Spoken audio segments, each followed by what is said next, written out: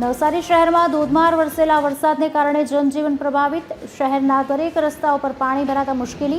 ઘણા રસ્તાઓ પરથી વાહન પસાર કરવું પણ મુશ્કેલ થતાં વાહન ચાલકોએ અન્ય રસ્તાઓ શોધવા પડ્યા। બીજી તરફ ભારે વરસાદના પગલે શહેરની શાળાઓ અને કોલેજોમાં વિદ્યાર્થીઓને રજા આપી દેવાઈ। કોલેજના વિદ્યાર્થીઓને રિક્ષા કે અન્ય વાહન ન મળતા ચાલતા પોતાની હોસ્ટેલ સુધી પહોંચવું પડ્યું। જોકે મોડે આવેલા વરસાદને કારણે વિદ્યાર્થીઓમાં ઉત્સાહ જોવા મળ્યો। વરસાદમાં પલળતા વિદ્યાર્થીઓમાં આનંદ જોવા મળ્યો હતો। બીજી તરફ શહેરના અનેક વિસ્તારો એવા કે કુંભારવાડા, પ્રજાપતિ આશ્રમ, ચારપુર ગુલવાડ, શાંતાદેવી રોડ, વેજલપુર જેવા અનેક વિસ્તારોમાં પાણી ભરાયા। મહાનગરપાલિકાની પ્રી મોન્સૂન કામગીરીની પણ આમાં પોલ ખુલી ગઈ છે।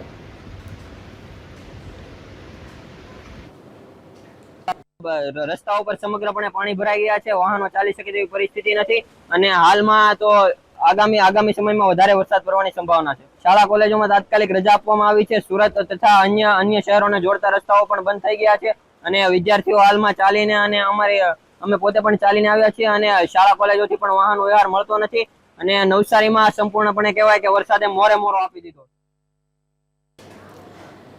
નવસારી જિલ્લાના ગ્રામ્ય પંથકમાં વરસાદી માહોલ। ગણદેવી, ખેરગામ, વાંસદા તાલુકામાં સરેરાશ 2 ઇંચ વરસાદ। વરસાદના કારણે નવસારી જિલ્લામાં 4 માર્ગ બંધ થયા। ચીખલી તાલુકાના 2 માર્ગ બંધ થતા હાલાકી। ખેરગામ અને વાંસદા તાલુકાના એક માર્ગ પર ઓવરટેપિંગના કારણે બંધ। ખેરગામ તાલુકામાં આવેલા તોરણવેલા પાટી ખટાણા માર્ગ બંધ। ચીખલી તાલુકામાં આવેલા રૂમલાથી ચીરપાડા ગામને જોડતો માર્ગ બંધ। ચીખલી તાલુકામાં આવેલા વેલણપુર એપ્રોચ રોડ પર પાણી ભરાવાના કારણે માર્ગ બંધ થયો। વાંસદા તાલુકાના કારા આંબા વાટીને જોડતો માર્ગ પણ બંધ થયો।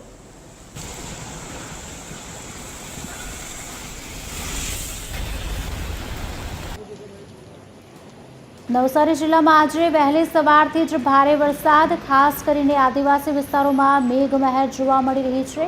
સવારે 10 થી 12 વાગ્યાના 2 કલાકના ગાળામાં જ નવસારી, ગણદેવી, વાંસદા અને ખેરગામ તાલુકામાં 2 ઇંચ જેટલો વરસાદ, જેના કારણે ચારે તરફ પાણી ભરાયા। બપોર બાદ નવસારી શહેરમાં પણ ધોધમાર વરસાદ શરૂ થતાં શહેરનું જનજીવન ખોરવાયું।